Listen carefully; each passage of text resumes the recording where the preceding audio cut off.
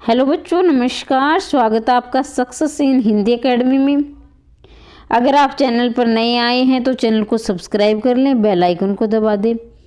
अगर आप KVS TGT PGT Haryana PGT TGT screening की तैयारी कर रहे हैं तो चैनल को सब्सक्राइब कर लें, क्योंकि यहाँ पर हमें कोशिश कर रहे हैं कि हमारा कंप्लीट कोर्स करवाया जाए, लेकिन समय बहुत कम बचा है बेटा। हमने जो है देरी से शुरुआत की है, लेकिन फिर भी हम वो जितने भी टॉपिक हमसे होंगे वो हम जल्दी करने की कोशिश करेंगे। जो टॉपिक आपने नहीं किया है उस पर कमेंट अवश्य करें, वो टॉपिक मैं पहले बना दूंगी ताकि आपकी तैयारी सुनिश्चित रूप से चलती रहे। बाकी जो आपने कर रखे हैं वो मैं बाद में करवा दूंगी, क्योंकि जो नहीं किया वो पहले करना जरूरी है। तो अब हम पढ़ने जा रहे हैं। आज का हमारा टॉपिक रहने वाला है आरो भाग 2 12वीं क्लास का। आरो भाग 2 12वीं क्लास का है निराला, और इनकी जो कविता रहने वाली है बादल राग। तो हम निराला की बादल राग कविता के प्रश्न उत्तर करेंगे, वस्तुनिष्ठ प्रश्न करेंगे। आपको स्क्रीन पर दिखाई दे रहा होगा, वन लाइनर क्वेश्चन हम करेंगे। अगर फिर भी किसी टॉपिक पर आपको डाउट है वो भी लिखें, और वीडियो को अंत तक अवश्य देखें, क्योंकि बेटा यहाँ से बहुत सारे प्रश्न आपके बनने वाले हैं। ये जो वन लाइनर क्वेश्चन है यहीं से आपके प्रश्न बनेंगे। और कुछ बच्चे ऐसे सोचेंगे नहीं इसमें ये तो आसान नहीं देखे बेटा, गांठ बांध लेना, कान खोलकर अच्छी तरह से सुन लेना बेटा, ध्यानपूर्वक कि जो एनसीईआरटी है ना, जो आपको आसान लग रही है वहीं से प्रश्न बनने हैं। आप सभी जानते हैं सिलेबस बेटा बदल चुका है। अगर किसी भी बच्चे को हरियाणा स्क्रीनिंग पीजीटी और केवीएस पीजीटी पर डाउट है कि उनके सिलेबस में क्या समानता है क्या असमानता है, तो इस पर भी मैंने वीडियो बना रखी है, आप प्लेलिस्ट में जाकर देख सकते हैं। दोनों का मैंने तुलनात्मक रूप से उसकी वीडियो बनाई है। अब बढ़ते हैं आगे। बंगाल, जो निराला का जन्म बंगाल की किस रियासत में हुआ था? देखिए इन्होंने प्रश्न में ही क्लियर कर दिया है। देखिए बेटा प्रश्न में इन्होंने बता दिया है, प्रश्न में एक उत्तर छुपा हुआ है कि निराला का जन्म बंगाल में हुआ था। राज्य तो इन्होंने खुद ही बता दिया बंगाल में हुआ था, लेकिन वहाँ पर उसकी रियासत यानी उसकी जो उस राज्य का जिला कौन सा होता था, तो ये है महिसादल। ऑप्शन नंबर आपका ए सही हो जाएगा। निराला का जन्म बंगाल के महिसादल में हुआ था। ठीक है, आगे बढ़ते हैं। निराला का जन्म कब हुआ था? तो इनका जन्म हुआ था 1899। यहाँ बेटा ध्यानपूर्वक सुन लेना, कई जगह आपको 1897 भी मिल सकता है, कहीं आपको मैडम ने तो 1899 बताया था और मैडम ने हमने गलत जानकारी ले ली। तो देखिए बेटा 1897 भी या तो 1897 मिलेगा या आपको 1899 मिलेगा, एक ऑप्शन मिलेगा। ये मिलता है तो ये लगा देना, ये मिलता है तो ये लगा देना।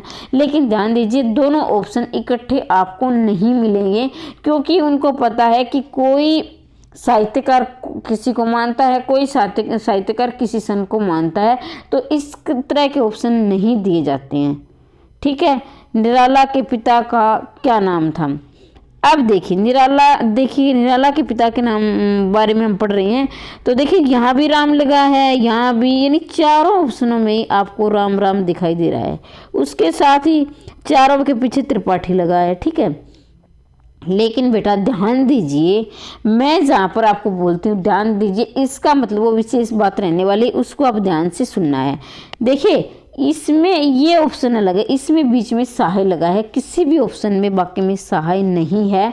तो देखिए बेटा राम सहाय त्रिपाठी, ऑप्शन नंबर बी इसका सही आंसर हो जाएगा। ऑप्शन नंबर बी राम सहाय त्रिपाठी। तो आपको ध्यानपूर्वक पढ़ना है, कहीं आपको राम दिखे या त्रिपाठी दिखे।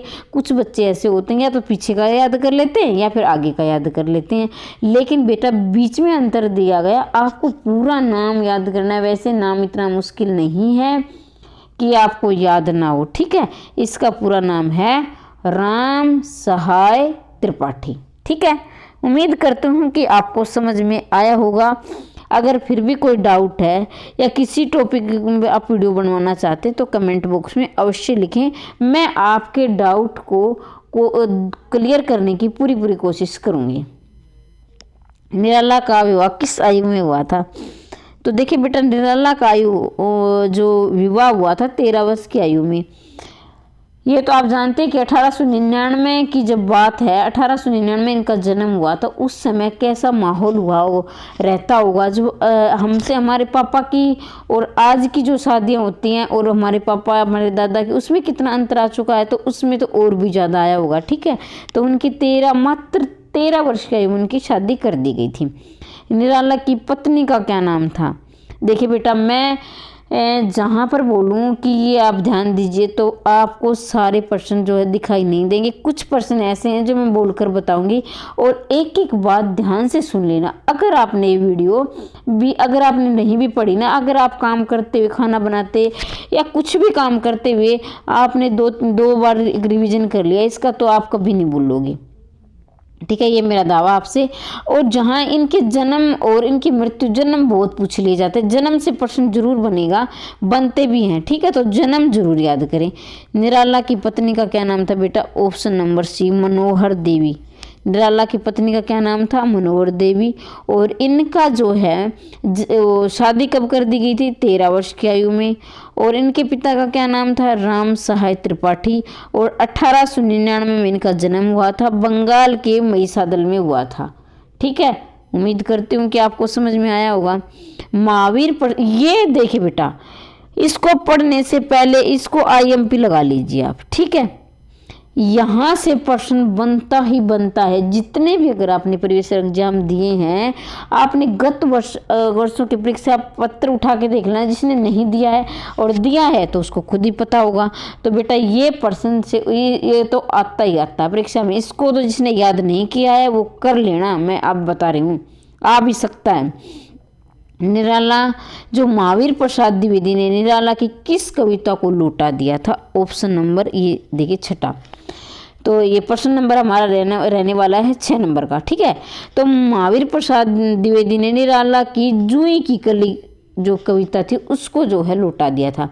क्यों लौटा दिया था? ये इसलिए लौटा दिया था ताकि इसमें अश्लीलता का आरोप लगा दिया था। किसका आरोप लगाया था? अश्लीलता का। भाई ये अश्लीलता का इसमें आरोप लगा दिया था कि ये है कविता अश्लील है। लेकिन बाद में बेटा इस कविता ने इतनी धूम मचाई थी कि निराला को मुक्त छंद का प्रवक्ता बता दिया, मुक्त छंद का प्रयोग करने वाला पहला। तो देखिए फिर ये और कौन सी पत्रिका थी ये भी आ जाता। तो ये सरस्वती पत्रिका थी, इसकी जो है सरस्वती पत्रिका थी इसकी, महावीर प्रसाद द्विवेदी की। तो इनका प्रश्न बनता है कि महावीर प्रसाद द्विवेदी किस पत्रिका का संपादन करते थे या किस सन में हुए? तो ये उन्होंने 1903 से लेकर 1920 तक इसका संपादन किया था। किसने किया था? महावीर प्रसाद द्विवेदी ने सरस्वती का। तो सरस्वती में इन्होंने से छापने से मना कर दिया था। फिर बाद में पहली मुक्त छंद कविता जूही की कली बनी और निराला क्या है? मुक्त छंद के प्रयोक्ता बने। तो इतना समझ में आएगा उम्मीद करती हूँ मैं। इससे बहुत जरूरी प्रश्न मैंने आपको बताए, इसको जरूर ध्यान से कर लेना। निराला का निधन कब हुआ था? देखा बेटा, निराला का निधन हुआ था 1961 में। कब हुआ था? 1961 में। 1899 में इनका जन्म हुआ। अब चलते हैं, निराला ने सन 1933 में किस पत्रिका का संपादन किया? 1933 की बातें चल रही हैं। तो 1933 में इसका संपादन किया था मतवाला। अब इसको देखें, कई बच्चों को ये सस्पेंस रहता है बेटा, कई ये बोलते हैं इतनी पत्रिका है, इतने पत्र हैं, किस तरह याद करें? तो उसके लिए भी मैं आपको ट्रिक बता। देखिए इसका उच्चारण करके देखिए, मतवाला निराला। जो इंसान मतवाला होगा वो निराला प्रवृत्ति का होगा, यानी निराली प्रवृत्ति का होगा, अपने आप में मस्त रहने वाला। यह मतवाला निराला, ऐसे जो पर्यायवाची आपने पढ़े होंगे, मतवाला का पर्यायवाची होता है निराला। तो ऐसे याद कर लेना, मतवाला निराला। जो निराला इंसान होगा वही मतवाला पत्रिका का संपादक होगा। ठीक है, और कब है? 1933 में। निराला की बेटी का क्या नाम था? तो निराला की बेटी का नाम था बेटा सरोज। क्या नाम था? सरोज। ठीक है, अब देखिए बादल राग कविता के रचयिता का क्या नाम है? देखिए एक तो पहली बात तो इसमें आपका एक उत्तर बन रहा है बेटा, रचयिता पूछ लिया जाता है तो इसको रचयिता ऐसे है ना, ऐसे लिख दिया जाता है और आप क्या करते हो? देख के तुरंत निशान लगा देते हो। लेकिन ये क्या है? गलत है। ये आपके सामने स्क्रीन पर दिखाई दे रहा है, ये ठीक है, रचयिता। रचयिता। ठीक है, च पे मात्रा नहीं आएगी, ये पे मात्रा आएगी, कौन सी मात्रा आएगी, छुट्टी की मात्रा आएगी। तो ये शुद्ध अशुद्ध में पूछ लिया था। तो हम कोशिश करेंगे एक प्रश्न के साथ 3-3, 4-4 प्रश्न करने की, उसके इर्द गिर्द जो प्रश्न बनते हैं, ठीक है। जरूरी नहीं है आपके एग्जाम में यही प्रश्न आएंगे, उसके आसपास भी प्रश्न बनते हैं, वो भी आपको याद करने हैं, ठीक है। अब आगे बढ़ते हैं। ये तो आपको पता ही चल गया होगा, सूर्यकांत त्रिपाठी निराला हम पढ़ रहे हैं। तो बादल राग जो के रचयिता है ये है सूर्यकांत त्रिपाठी निराला। आगे बढ़ते हैं। ये यहाँ पर भी बेटा प्रश्न नंबर 11 की बात करी हूँ, IMP लगा लो, ठीक है। बहुत बार पिछली जो परीक्षा हुई है, गत वर्षों में जो परीक्षाएं हुई हैं, उनमें ये प्रश्न बार बार बनता है और बन भी सकता, आगे भी बनेगा, ठीक है। आपने भी परीक्षाएं दी हैं, आपने पढ़ा होगा, जिसने नहीं दी है तो उनके लिए बता रही हूँ कि ये बार बार परीक्षा में बहुत बार मैंने देखा है। सरोज के निधन के बाद निराला ने बेटे के शोक में कौन सा गीत लिखा था, तो ये लिखा था सरोज समृति। अब ये नहीं आएगा, शायद इसका ये प्रश्न आ सकता है कि ये विश्व में यानी संसार का सबसे बड़ा शोक गीत किसे माना गया है, तो सरोज समृति को संसार का सबसे बड़ा शोक गीत माना गया।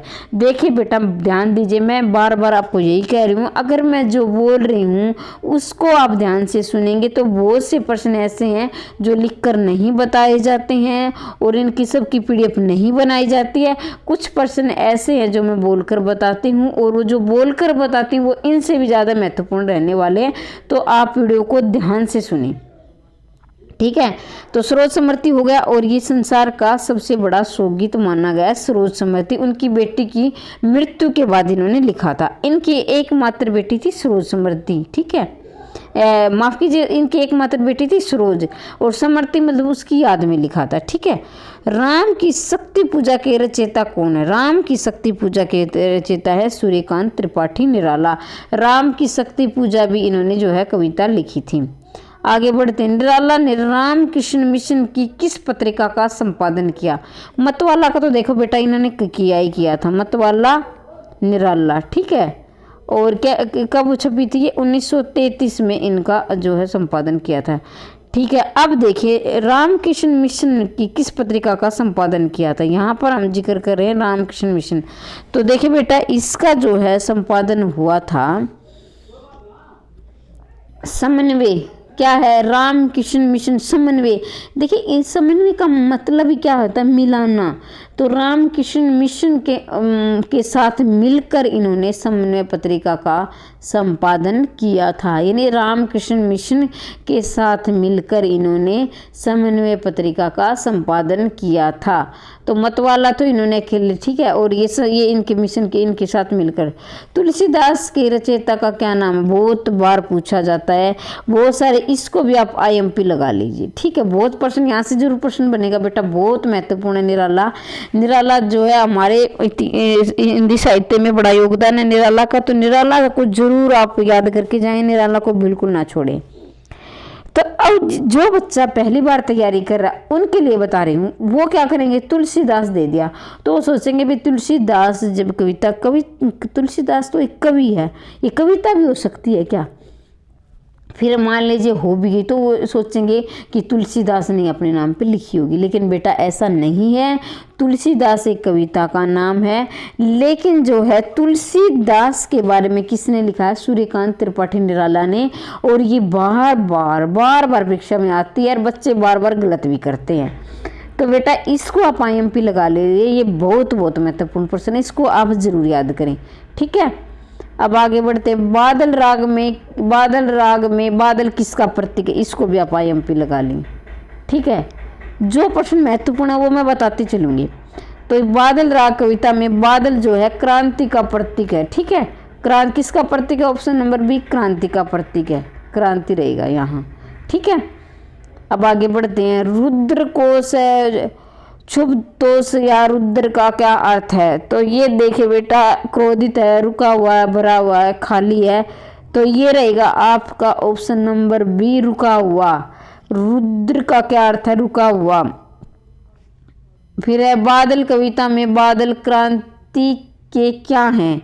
मतलब जो बादल राग कविता है वो बादल पर लिखी गई है, तो बादल जो क्रांति का प्रतीक है। लेकिन बादल राग कविता में क्रांति क्या है? मतलब क्रांति को पूछ लिया कि बादल क्रांति के क्या हैं, मतलब बादल क्रांति के क्या हैं, तो बादल क्रांति के क्या हैं, दूत हैं। क्या है, ऑप्शन नंबर 2, यानी क्रांति के जो बादल दूत है, यानी संदेश पहुंचाने, इधर से उधर संदेश नहीं पहुंचाते हैं, तो ये दूत है। बादल राग कविता में बादल क्रांति के क्या है, दूत है, यानी संदेश पहुंचाने वाले हैं। ठीक है। प्रस्तुत कविता में रणतरी किससे भरी हुई है, रणतरी किससे भरी हुई है, प्रस्तुत कविता में रणतरी किससे भरी हुई है, तो रणतरी धन, नवजीवन, गर्जन, आकांक्षाओं यानी इच्छाओं, आकांक्षाओं से भरी हुई है। ऑप्शन नंबर 20 का सही आंसर हो जाएगा, आकांक्षाओं यानी इच्छाओं से भरी हुई है रणतरी। शैशव का सुकुमार शरीर किस में हंसता है, शैशव का सुकुमार शरीर किस में हंसता है, तो इसमें देखिए बेटा, शैशव का सुकुमार शरीर किस में हंसता है, तो ये रहेगा वर्षा में, घायल अवस्था में, रोग शोक में, गर्मी में। तो इसमें जो है रोग शोक में शैशव जो है हंसता है, शैशव का सुकुमार शरीर रोग और शोक में हंसता है। बादल राग कविता में क्रांति संसार में किसकी सृष्टि करती है, सृष्टि का मतलब होता है बेटा निर्माण करना, किसकी सृष्टि करती है बादल राग कविता में, बादल कविता में क्रांति संसार में किसकी सृष्टि करती है, क्रांति यानी संसार में जो क्रांति आती है वो किसके लिए आती है, दुख और अशांति की, सुख और शांति की, सुख और अशांति की, दुख और शांति की। तो इसका ऑप्शन नंबर बी होगा, सुख और शांति की। देखिए जब संसार में क्या होता है, बहुत सारे दुख आ गए, ये मतलब एक किस्म से ऐसे आगे सहन करने की जो एक हद होती है। ये उदाहरण के लिए समझ लिए, जब हमारे यहाँ अंग्रेज़ों का शासन था तो इतने अत्याचार किए अंग्रेज़ों ने हमारे देश पर, हमारे देश के लोगों पर, कि क्या है कि बहुत हर एक इंसान जो इनके अत्याचार से तंग आ गया था। फिर 1857 की क्रांति आई, मतलब कि ये हो जाता है कि आदमी दुख सहन करते करते वो उब जाता है। फिर एक दिन ऐसा आता है कि वो विद्रोह कर लेता है। विद्रोह इसलिए करता है कि बस अब सहने की हद हो चुकी, अब हम और नहीं सहेंगे और अत्याचार नहीं सहेंगे, इससे अच्छा तो हम मर जाना ही अच्छा समझेंगे। तो क्रांति क्या है, बदलाव लाती है। तो देखिए जब क्रांति कब आती है, दुख के कारण क्रांति आ गई। पहले दुख था, अब सभी चाहते कि हमें सुख हो जाए और शांति आ जाए। तो क्रांति के बाद क्या आता है, सुख आता है। तो एग्जाम्पल के समझिए 1857 की क्रांति आई लेकिन हमें सफलता नहीं मिली।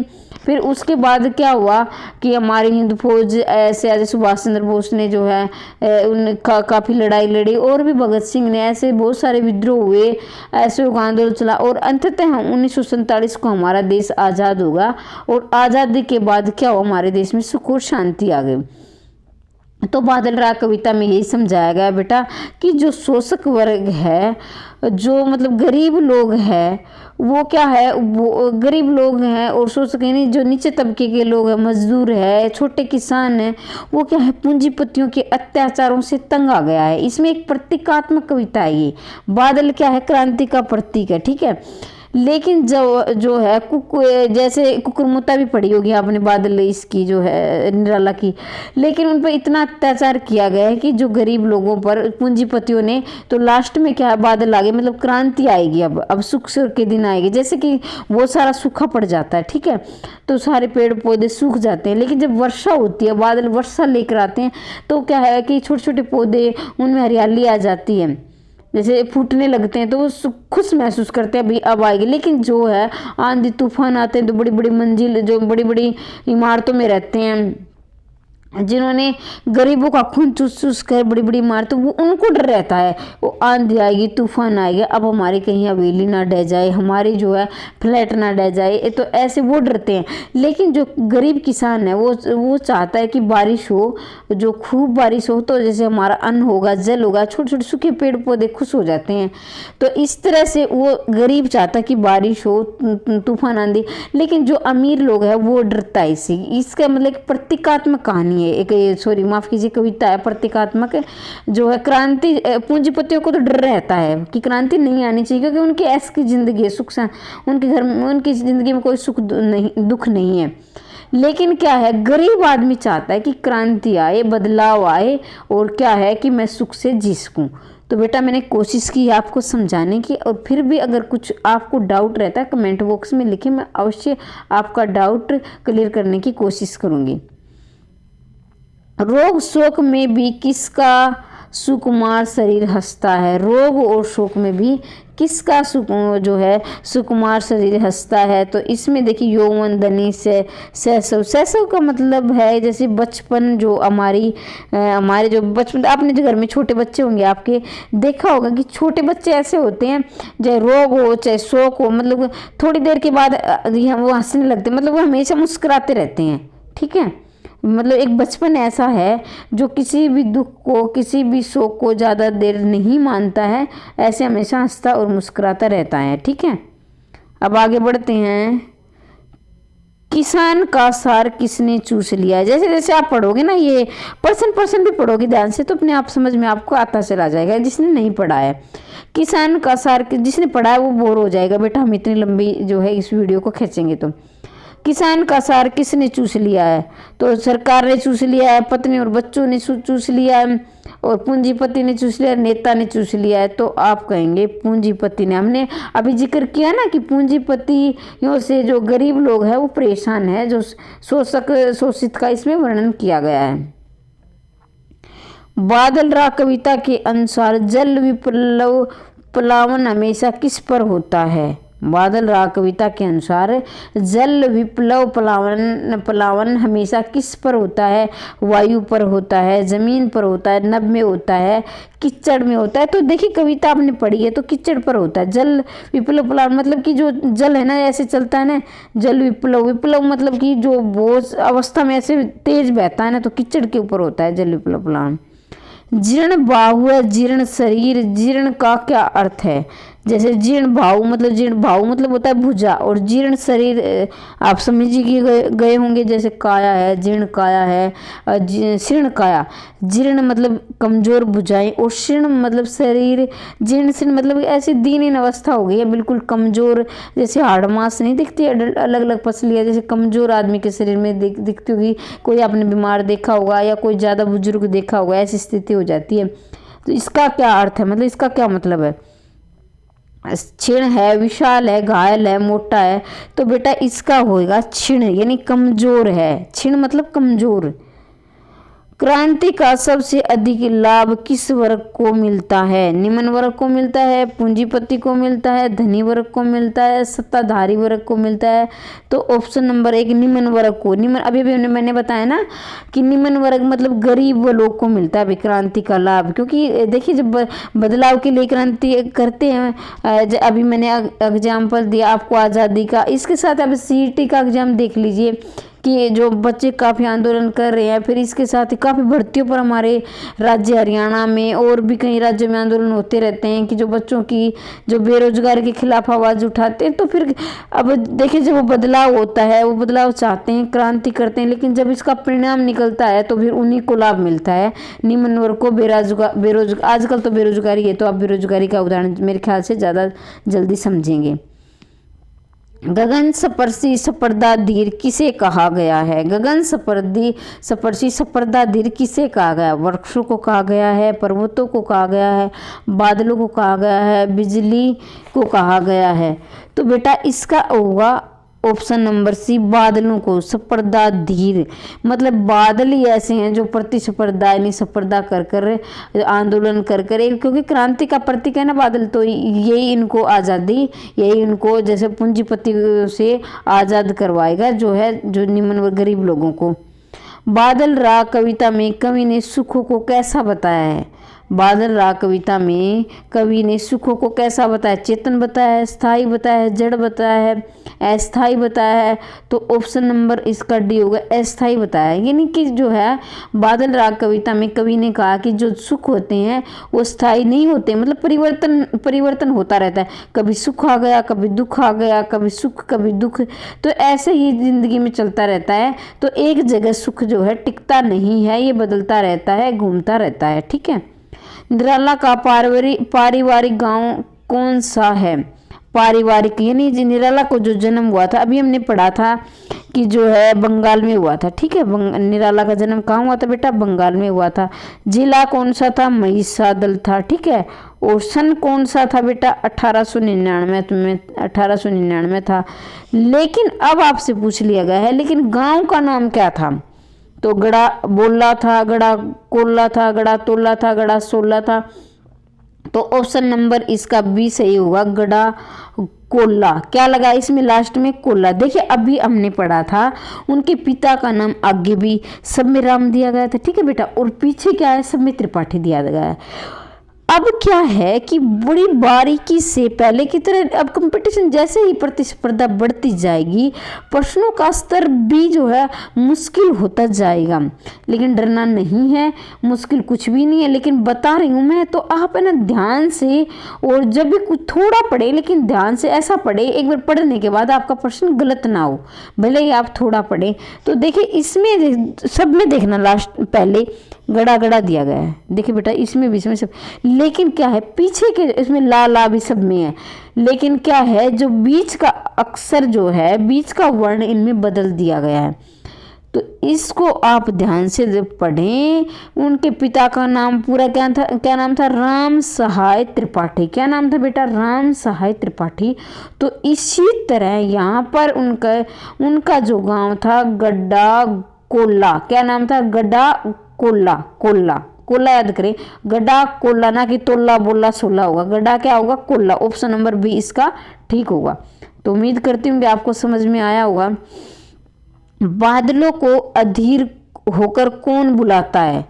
बादलों को, अधीर का मतलब होता है जैसे व्याकुलता, मतलब एक किसी की कसमसाहट, जैसे अभी क्या है कि हम है ना ये चाहते थे ओहो किसी तरह से हमारा जो है ना ये टेस्ट निकल जाए, ये पेपर निकल जाए हमारा के, तो हम अधीर हो उठते हैं, व्याकुल हो उठते हैं कि किसी न किसी तरह से हमारा बस ये पेपर पास हो जाए। इससे हम क्या करेंगे? और तैयारी करेंगे, और पढ़ेंगे, ठीक है। वही हालत यहाँ है गरीब तबके की हुई है, छोटे किसान की हुई। कृषक का मतलब छोटा किसान है कि किसी तरह से बारिश हो जाए, वो तो बारिश हो जाएगी तो फसल भी अच्छी होगी, क्योंकि उनको क्या सूखे से जो है छुटकारा मिलेगा।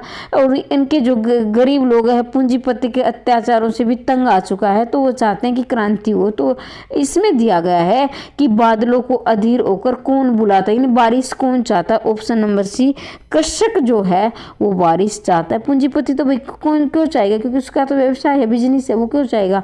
हाँ वृक्ष भी चाहते हैं, लेकिन इस कविता के अनुसार मैं बता रही हूँ, इस कविता के अनुसार जो कविता हमने, वैसे नहीं। अब आप कहोगे मैम वृक्ष भी पेड़ पौधे भी तो चाहते हैं, क्योंकि वो भी, उनको भी तो पानी की जरूरत होती है, लेकिन बच्चे भी चाहते हैं, वो भी उसमें नहाना चाहते हैं। लेकिन हमें क्या करना?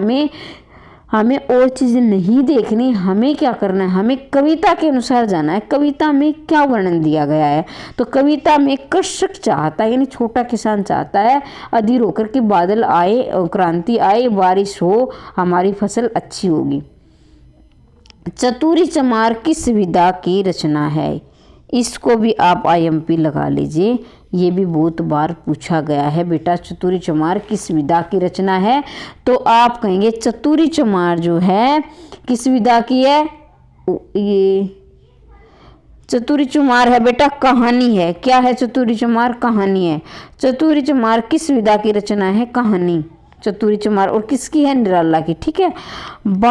क्रांति के बादलों की गर्जना सुनकर कौन सा वर्ग भयभीत होता है? यानी देखिए जब बादल होते हैं, जैसे बारिश होने वाली होती है, आंधी तूफान, तो बादलों की कितनी जोर की कड़कड़ाहट आती है, ऐसे गड़गड़ाहट, मतलब बहुत ज़्यादा शोर होता है बादलों की, यानी ऐसा लगता है कि जैसे क्रांति आ रही है। यहाँ देखिए कविता है ना प्रतीकात्मक है, इस कविता में दो अर्थ छुपे हैं।